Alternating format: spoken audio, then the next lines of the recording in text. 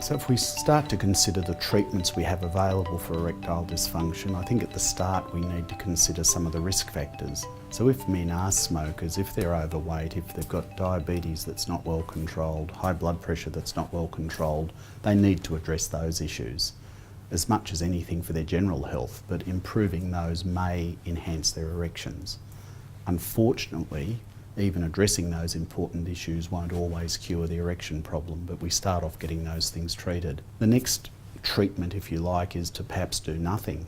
Many men are just happy to understand why they've got the condition, to understand the significance of it, and they won't necessarily want to go on and have any treatment, and I think that's a very legitimate approach as well.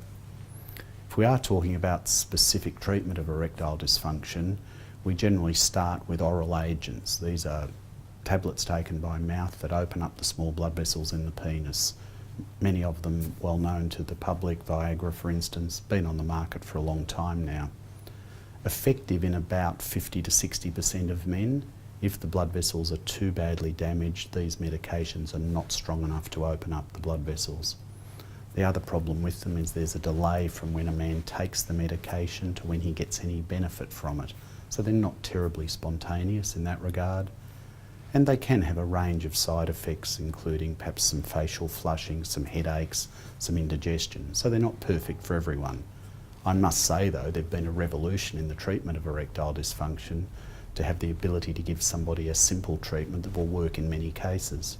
If the tablets don't work or if they're not suitable, and there are for instance some men that take certain heart drugs who can't use those tablets, but if they don't work we can move up to a more invasive treatment, and that is teaching the patient to inject a drug into the side of the penis with a very small needle, a bit like a diabetic uses when they give themselves insulin.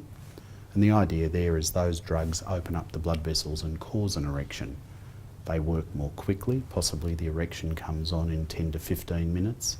It's a normal erection caused by the injection and it declines when they have an orgasm. The problem with injections is that many men aren't happy to use them because it's a little uncomfortable. You can get some bleeding, some bruising, but more importantly is you can develop scar tissue inside the penis at the site of the injection. If you get scar tissue, that can affect the quality of the erection later.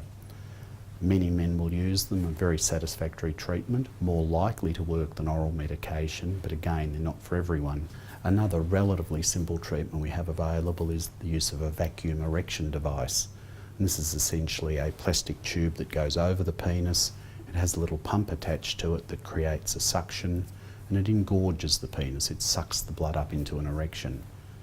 The problem with those devices, they're a little bit cumbersome to use. You need to practice to get a satisfactory result, and you don't really get a hard erect penis. You get an engorged penis.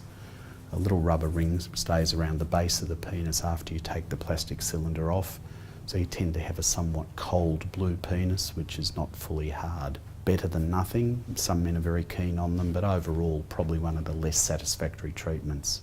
The only treatment we currently have that will fix erectile dysfunction and give the patient really something approaching a normal erection is to do a penile implant procedure.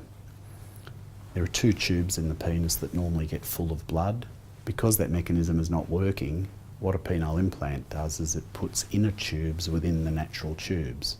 And it really is like an inner tube in a car tyre. If you look at a car tyre, it looks like a car tyre, it works like a car tyre, but the pressure is in the inner tube. In a penile implant, the inner tubes are within the natural cavities of the penis. It looks like a penis, it works like a penis, but the pressure is within the penile implant. Penile implant's totally implanted inside the body.